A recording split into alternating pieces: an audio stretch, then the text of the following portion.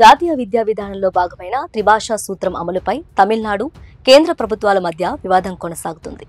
NEP పేరుతో హిందీని తమపై బలవంతంగా రుద్దేందుకు యత్నిస్తున్నారని, రాష్ట్రానికి రావాల్సిన నిధులను నిలిపివేశారని తమిళనాడు సీఎం స్టాలిన్ ఆరోపించారు. భాషలను రాజకీయ కోణంలో చూడవద్దంటూ కేంద్ర విద్యాశాఖ మంత్రి కోరడంతో వివాదం రాజుకుంది.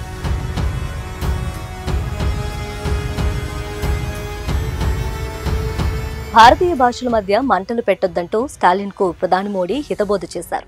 దేశ భాషల మధ్య ఎన్నడూ వైరం లేదన్నారు ఆయన.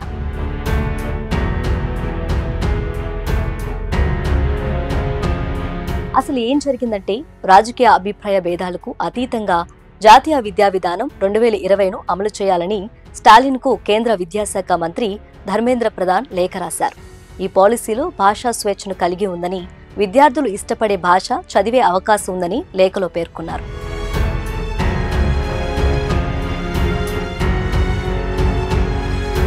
దీనిపై స్పందించిన స్టాలిన్ తమిళ భాషకు, ప్రజలకు, రాష్ట్రానికి నష్టం కలిగించే చర్యలను అనుమతించేది లేదని స్పష్టం చేశారు.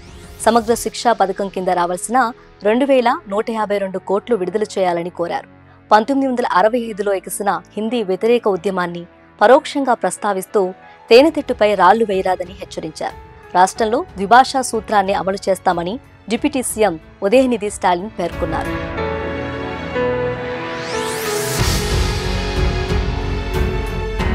ఈ సమయంలోనే డీఎంకే నేతలు రాష్ట్ర వ్యాప్తంగా ఉన్న హిందీ పేర్లతో బోర్డులకు నల్లరంగు పూయడంతో ఈ వివాదం మరింత ముదిరింది.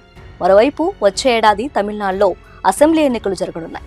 ఈ నేపథ్యంలో మరోసారి హిందీ భాషా ఉద్యమాన్ని తెరపైకి తీసుకొచ్చారని తమిళ బీజేపీ నేతలు ఆరోపిస్తున్నారు. తాము మాత్రం త్రిభాషా విధానంతోనే ఎన్నికలకు వెళ్తామని ప్రకటించారు.